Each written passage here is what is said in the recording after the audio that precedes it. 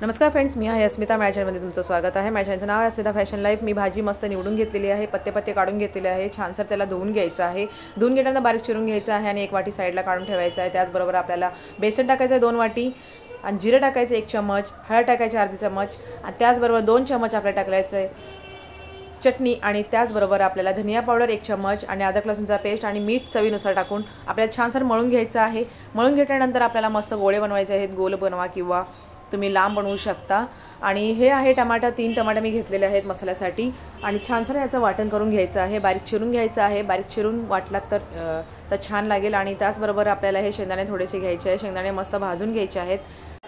शेंगदाणे पण भाजून घेतल्यानंतर हे आपल्याला टमाटे भाजून घ्यायचे आहेत. टमाटे छानसर आपल्याला जरासं भाजून घ्यायचं आहे लालसरसारखं आणि आपल्याला ह्याचं वाटण करायचं आहे. माझा हा व्हिडिओ आवडला असेल तर तुम्हाला लाईक सबस्क्राईब शेअर नक्की करा. आणि हे झाले माझे टमाटे मस्त भाजून आणि शेंगदाणे आणि टमाटे चाललेत मिक्सरमधून मस्त आपल्याला हे वाटण भेटलेलं आहे अशा प्रकारे. आणि त्याचबरोबर आपल्याला कढई तापत ठेवायचं आहे गॅसवर आणि त्याचनंतर आपल्याला 2 चम्मच तेल टाकायचं आहे. 2 चम्मच तेल टाकल्यानंतर आपल्याला त्याचबरोबर त्याच्यामध्ये कांदा, जिरं आणि मोहरी हे टाकून आपल्याला मस्त लालसर भाजायचं आहे. त्याचबरोबर आपल्याला कढीपत्ता टाकायचा आहे. कढीपत्ता टाकून मस्त आपल्याला हे भाजून घ्यायचं आहे चवदार यायसाठी. जर तुम्हाला वेगळ्या पद्धतीने करायचं असेल तर तुम्ही 1 चम्मच तुम्ही हे उडीद डाळ टाकू शकता.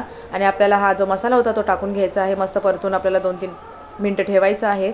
आणि त्याचबरोबर आपल्याला टाकायचं अद्रक लसूण पेस्ट, धनिया पावडर, हळद, चटणी आणि हे दही आपल्याप्रमाणे टाकायचं आहे. 1 चम्मच टाकला तरी तुम्ही हरकत नाही आहे. आणि हे छानसर आपल्याला मस्त भाजून घ्यायचं आहे. तेल चांगलं सुटलेलं आहे. आणि जे आपण 1 वाटी ठेवलेले होतो की मेथीची जी बारीक चिरलेली मेथीची भाजी आहे ती 1 वाटी ठेवलेलं त्यामध्ये टाकून आपल्याला मस्त परतून घ्यायचं आहे. आणि जे मिक्सरमधलं मसाला असतो मिक्सरमधला त्यामध्ये पाणी टाकून आपल्याला त्यामध्ये पाणी टाकून आपल्याला मस्त याच्यामध्ये टाकायचं आहे.